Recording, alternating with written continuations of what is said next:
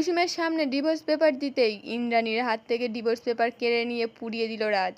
ধারাবাহিকে শুরুতেই দেখা যাচ্ছে আয়ুষ মীনাক্ষীকে বলছে মা তো কুসুমকে যেখানে ইচ্ছা সেখানে যেতে বলেছে, আর কুসুম যেমন আমি তেমনই দেখেই ওকে ভালোবেসেছি, ওকে বদলানোর চেষ্টা করব না আমি কাকিমণি।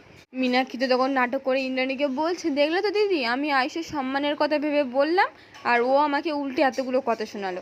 এই বলে তো আয়ুষকে বলছে, তা তোর স্ত্রীকে বল আমাদের জন্য চা কফি স্ন্যাক্স এগুলো নিয়ে আসতে। তখনই রাজ মীনাক্ষীকে বলছে, কুসুম যদি এ বাড়িতে কিছু বানাতে চায় সেটা বাড়ির বউ হিসেবে বানাবে, কাজের লোক নয়। এভাবে ওকে অপমান করো না, ফল কিন্তু ভালো হবে না।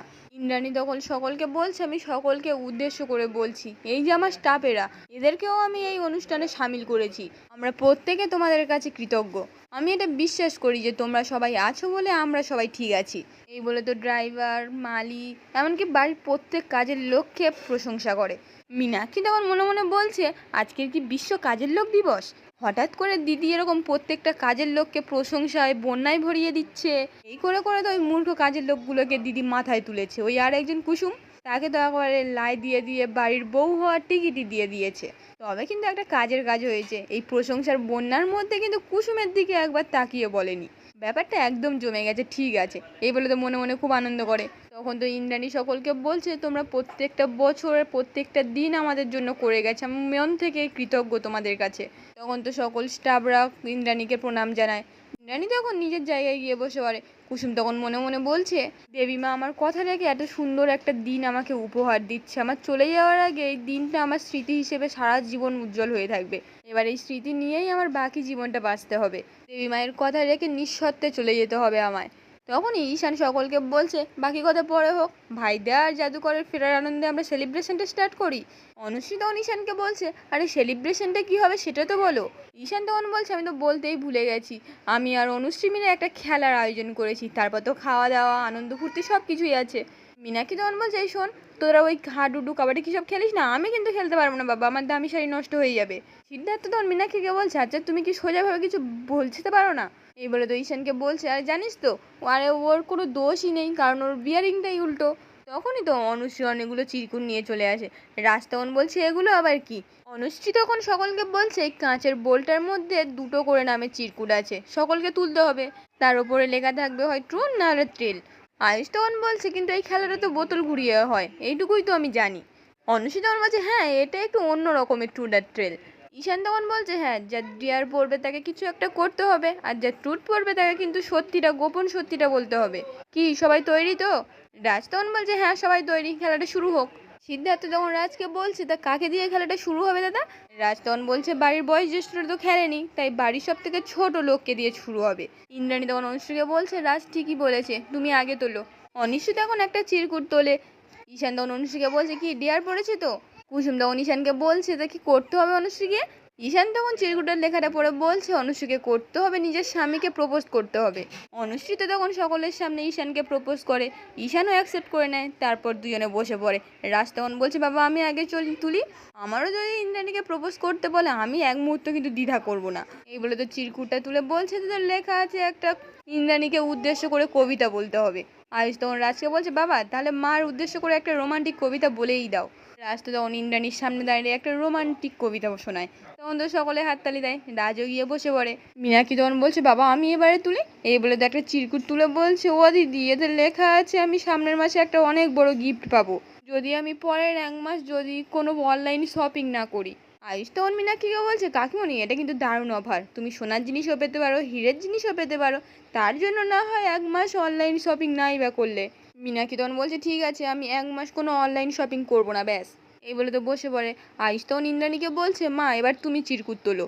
ইন্দ্রাণী তখন বলছে, না আমি আছি তো, তোমরা খেলো। রাজ তখন ইন্দ্রাণীকে বলছে, না আমি যখন খেলেছি তোমাকেও খেলতে হবে, বাহানা চলবে না। ইন্দ্রাণী তখন বলছে, আচ্ছা ঠিক আছে। এই বলে তো চিরকুটটা তুলে বলছে, এতে লেখা আছে আমি দেখতে চাই আগামী 10 বছর আমার বাড়ি ব্যবসাকে আমি কোথায় দেখতে চাই। এই বলে তো বলছে, আগামী 10 বছর আমার কোম্পানিকে এমন জায়গায় আমি দেখতে চাই, গ্লোবাল হবে এমনকি লোকালও হবে। তারপর বলছে, আগামী 10 বছরে আমি আমার পরবর্তী প্রজন্মকে দেখতে চাই, আমার নাতি নাতনি এই বাড়িতে ছুটোছুটি করবে, তাদের সঙ্গে আমি সময় কাটাতে চাই, তোমাদের সবাইকে নিয়ে আমি ভালো থাকতে চাই, ব্যাস এইটুকু। কুসুম তো তখন মনে মনে বলছে, দেবীমা এই কথাগুলো বলার সময় একবারও আমার দিকে তাকালেন না, আবারও বুঝিয়ে দিলেন এই পরিবারের সঙ্গে আমার কোনো স্থান নেই। ইন্দ্রাণী তো তখন আয়ুষকে খেলতে বলে বসে পড়ে। আয়ুষ তো তখন চিরকুটটা তুলে বলছে, মায়ের মতো আমারও ট্রুথ পড়েছে, এতে লেখা আছে আমি এখন আমার জীবনে কি বদলাতে চাই। আমি চাই আমার আর কুসুমের মধ্যে যে সম্পর্কটা মায়ের সঙ্গে দূরত্ব তৈরি করেছে সেটা যেন আবার মিটে যাক, আর আগের মতো হয়ে যাক। আমি আমার আর আমার স্ত্রীর জন্য মায়ের চোখে যেন আবার আগের মতো ভালোবাসাটা ফিরে পেতে চাই। এ বলে তো ঈশানেরটা খেলতে বলে। ঈশানের চিরকুটে তো গান লেখা আছে। ঈশান তখন সকলকে একটা গান শোনায়, তারপর বলছে আমার তো হয়ে গেল, এবার বাড়ির নতুন সদস্যের পালা, কি কুসুম এসো তোলো।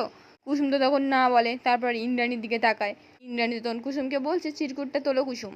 কুসুম তো তখন খুব খুশি হয়ে চিরকুটটা তুলে বলছে এতে লেখা আছে আমার মনের কথা তাকে বলতে হবে যে আমার প্রাণের থেকেও প্রিয়। অনিশ্রী তখন কুসুমকে বলছে চুপ করে দাঁড়িয়ে আছো কেন, লজ্জা পেও না, বলো।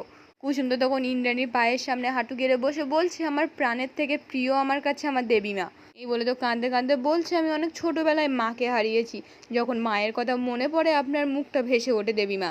আমি যখন কোনো বিপদে পড়ি শুধু এই কথাটাই ভাবি, দেবীমা যদি আমার জায়গায় থাকতেন উনি কী সিদ্ধান্ত নিতেন। আর ব্যাস, এভাবেই আমার প্রশ্নের উত্তর আমি পেয়ে যাই। আপনার প্রতিটা বলা কথা আমার কাছে এক। জানি না আমার মরে যাওয়ার পর কি হবে, তবে একটা কথা আমি নিশ্চিত করে বলতে পারি, আমি বেঁচে থাকতে আপনার ছায়ায় আমি স্বর্গ পেয়েছি। আপনার পায়ের কাছে আমার জীবনের মোক্ষ খুঁজে পেয়েছি। এরপর আমার আর কিচ্ছু চাওয়ার নেই, কিচ্ছু পাওয়ার নেই। ইন্দ্রাণী তো তখন উঠে দাঁড়িয়ে কুসুমকে বলছে একটা আনন্দ অনুষ্ঠানে আমরা সবাই এক জায়গায় হয়েছি, এত ইমোশনাল হয়ে যাওয়ার কোনো দরকার নেই। কুসুম তো তখন মনে মনে বলছে আমি জানি দেবীমা আমার কথাগুলো শুনে আপনার মন গলেনি, কারণ আপনি আর আগের মতো আমায় বিশ্বাস করেন না। আমার মন থেকে বলা কথাগুলো হয়তো আপনার কাছে মিথ্যে নাটক। এদিকে মীনাক্ষী তখন মনে মনে বলছে ভাগ্যিস দিদি কুসুমের চালে পিছলে যায়নি, এত ইমোশনাল হয়ে পিচগুলো শুনছিল আমার তো মনে হচ্ছিল আবার কুসুমকে জড়িয়ে ধরে বাড়ির বউ বলে মেনে না নেয়। তখনই তো সিদ্ধার্থ চিৎকার করে বলছে আমি কিন্তু দিদির সঙ্গে একমত, আজকে আমরা আনন্দ করব, উৎসব করব, চলো পরের স্টেপে আমরা চলে যাই। গাঙ্গুলি পরিবারের সবচেয়ে প্রিয় খেলা হচ্ছে ছেলে ভার্সেস মেয়ে গানের লড়াই। আমরা কিন্তু পয়েন্ট মেপে মেপে খেলবো আর হাড্ডাহাড্ডি লড়াই করব। ঈশান তো তখন বলছে একদম কাকাই। আয়ুষ তখন সিদ্ধার্থকে বলছে যদি কেউ গান না করতে পারে তার পয়েন্ট কাটা যাবে, তাই তো কাকাই? ঈশান তখন বলছে একদম, সেই জন্য বয়েস টিম মন দিয়ে খেলতে হবে আমাদের। এবারে তো তরিত কাকা, বৃথিদি, পূজাদি সকলকে বলছে তোমরা পয়েন্ট কাউন্ট করবে। তরিত কাকা তখন বলছে তাহলে আমি একটা ব্ল্যাকবোর্ড আর চক নিয়ে আসি, দাঁড়ান। এই বলে তো ওখান থেকে চলে যায়। আয়ুষ তখন সকলকে বলছে তাহলে আমরা বয়েজরা একদিকে চলে যাই আর আমাদের শত্রুপক্ষ মানে গার্লসরা আরেক দিকে চলে যাক। কুসুম তখন মনে মনে বলছে বাড়িতে ফিরে এসে ছোট সাহেব কত খুশি হয়েছে, তাহলে আমি ওই পরিবারের কাছে রেখে চলে যাওয়ার সিদ্ধান্তটা নিয়ে কোনো ভুল করিনি। আমার সঙ্গে দারিদ্র্যের সঙ্গে থাকার চেয়ে এই বাড়িতে থেকে আরাম স্বাচ্ছন্দ্যে থাকাটা ওনার প্রাপ্য। এই বলে তো আয়ুষের দিকে তাকিয়ে থাকে। আজকের পর্বটি এখানেই শেষ হয়ে যায়। কেমন লাগলো কমেন্টে জানাতে ভুলবেন না।